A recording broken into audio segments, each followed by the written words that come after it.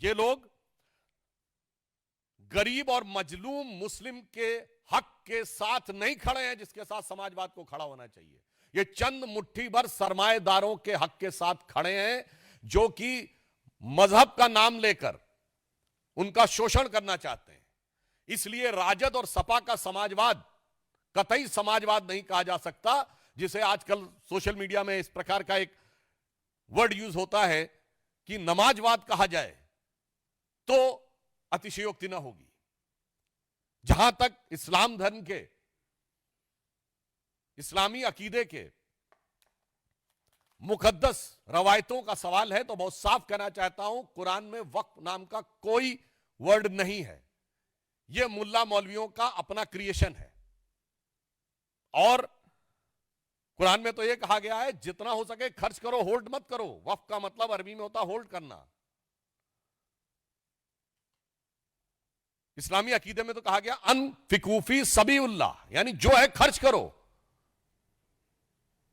परंतु आप क्या कहते हैं? जो है जोड़ लो और मुल्ला मौलवियों के कदमों में जाके अर्पित कर दो, ताकि बदले में वोट की सियासत हो सके। मैं यह पुनः कहना चाहता हूं, जो बात मैं पहले भी कह चुका हूं, यह बाबा साहब के संविधान का मजाक उड़ाकर उसे मौलवी स्क्रिप्ट में बदलना चाहते हैं। यह मैं पूछना चाहता हूं यह समाजवाद का चोला उड़े हुए इन लोगों से कि क्या राम मनोहर लोहिया जी का समाजवाद यही था? क्या जेपी का समाजवाद यह था? या कर्पूरी ठाकुर का समाजवाद यह था?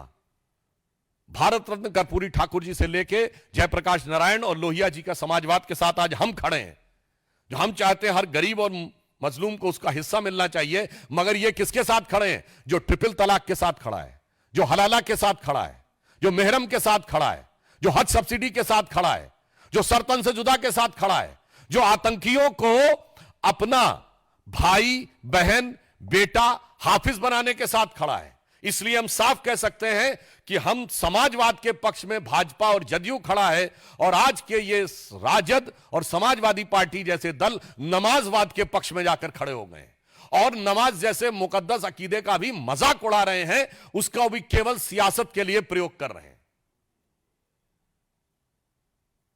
और यह बात हम निराधार नहीं कह रहे हैं। इनकी सरकार आई जो आने वाली नहीं है, तो ये बाबा साहब अंबेडकर के संविधान को कूड़ेदान में फेंक के शरिया का विधान लागू कर देंगे। कोई कहेगा आप तो हाइपरबोलिक बात बोल रहे हैं, तो मैं सब प्रमाण बोल रहा हूं। भारत के इतिहास में एक ही बार 400 पार हुआ है, 1985 में, और तब सुप्रीम कोर्ट ने केवल एक शाहबानो केस की याद दिला रहा हूं, एक प्रावधान में केवल यह कहा कि एक तलाकशुदा महिला को 80 या 100 रुपए का मुआवजा लेने की जरूरत है। तो 400 पार की संसद वाली कांग्रेस, जो आज इंडी गठबंधन का नेतृत्व कर रही है और राहुल गांधी के स्वर्गीय पिताजी उसका नेतृत्व कर रहे थे, सुप्रीम कोर्ट के निर्णय को रौंद कर भारत की पार्लियामेंट ने शरिया को संविधान से ऊपर कर दिया। मैं चुनौती से पूछता हूं, दुनिया में कोई एक देश बताइए जो सेकुलर देश जहां शरिया संविधान से ऊपर हो। इसलिए अगर इनकी कभी भी सत्ता आती है, और आज देखिए ये सत्ता के बाहर है, तो भी शरिया के प्रावधानों को लागू करने की बात करते हैं। ना कोर्ट को मानने को तैयार, ना संसद को मानने को तैयार। इसलिए मैं पुनः कहता हूं कि जिन लोगों ने इस सीमा तक जाके किया, उसका समर्थन करने वाले लोग समाजवादी नहीं, नमाजवादी कहलाएंगे। और यह बात मैं पुनः एक सब प्रमाण बोलता हूं, इसके माध्यम से ये पिछड़े, दलित, वंचित और शोषित वर्ग के आरक्षण को भी खा जाना चाहते हैं।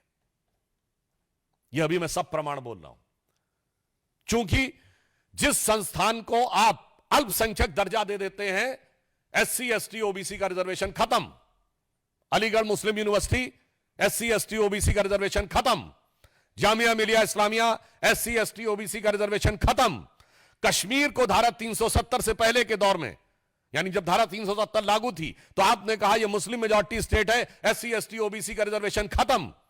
और चूंकि अल्पसंख्यक संस्थाओं को में आरक्षण लागू नहीं होता है, तो पिछले दर्जे से अधिक संस्थाओं को अल्पसंख्यक का दर्जा देकर एससी, एसटी, ओबीसी के आरक्षण को नष्ट करने का षड्यंत्र देखिए। मैं आंकड़ा आपके सामने रखता हूं। 2011 में इन्होंने 1656 संस्थाओं को माइनॉरिटी दर्जा दिया। 2012 में 1671 संस्थाओं को माइनॉरिटी का दर्जा दिया। 2014 में, आधे में तो हमारी सरकार आ गई थी, तब तक 1516 संस्थानों को माइनॉरिटी का दर्जा दे दिया। अरे माइनॉरिटी का दर्जा देना है तो जांच परख करके दीजिए ना, जैसे हमने दिया। हमारी सरकार आने के बाद 2020 में 12 संस्थाओं को, 2021 में 14 संस्थाओं को, 2022 में 86 संस्थाओं को दिया गया। ये पिछले दरवाजे से पिछड़ों का आरक्षण को पे सेंध लगाने का काम यही नमाजवादी लोग कर रहे हैं। तेलंगाना में कांग्रेस की सरकार है, उसने पिछड़ों के आरक्षण में अल्पसंख्यक मुस्लिम समाज को की एंट्री करवा दी है। कर्नाटक में अब उन्होंने मुस्लिम समाज को पिछड़ों में शामिल कर दिया है। बंगाल में तो स्थिति और भी विचित्र है। 179 जातियां ओबीसी में की गई, 118 उसमें से मुस्लिम है। ओबीसी कमीशन ने पूछा कि इतनी भारी संख्या में मुस्लिम कैसे आ गए इसमें, तो जानते हैं क्या जवाब दिया गया? कि ये कन्वर्ट होने से पहले जब हिंदू थे तो ये ओबीसी थे, इसलिए इनको ओबीसी मान लिया जाए। तो ओबीसी ने, कमीशन ने पूछा कि फिर इतने कन्वर्ट कैसे हो गए, तो जवाब नहीं। और तो और आपको आश्चर्य होगा कि वो कह रहे हैं कन्वर्ट होने से पहले वो लोग हिंदू थे, तो हिंदू समाज की जातियों से ज्यादा मुस्लिम समाज में जातियां हैं, बंगाल की सरकार के मुताबिक, जो ओबीसी कमीशन को उन्होंने रिपोर्ट दी है। इसलिए मैं कह रहा हूं, ये समाजवाद नहीं, ये मुल्ला मौलवी का नमाजवाद है। ये इस्लामी अकीदे का नमाजवाद भी नहीं है, ये मुल्ला मौलवी का नमाजवाद है। इसलिए ये पिछड़े, दलित और ओबीसी के आरक्षण को जिस ढंग से नष्ट करने का प्रयास कर रहे हैं, जिस ढंग से उस पे पिछले दरवाजे से सेंध मारने का काम कर रहे हैं, श्री नरेंद्र मोदी जी के नेतृत्व में भारतीय जनता पार्टी और एनडीए की सरकार इसे कदापि नहीं होने देगी। वक्फ बोर्ड के बारे में मैं पूछना चाहता हूं, अगर आपके दिल में इतना दर्द है तेजस्वी यादव जी, आप जवाब दीजिए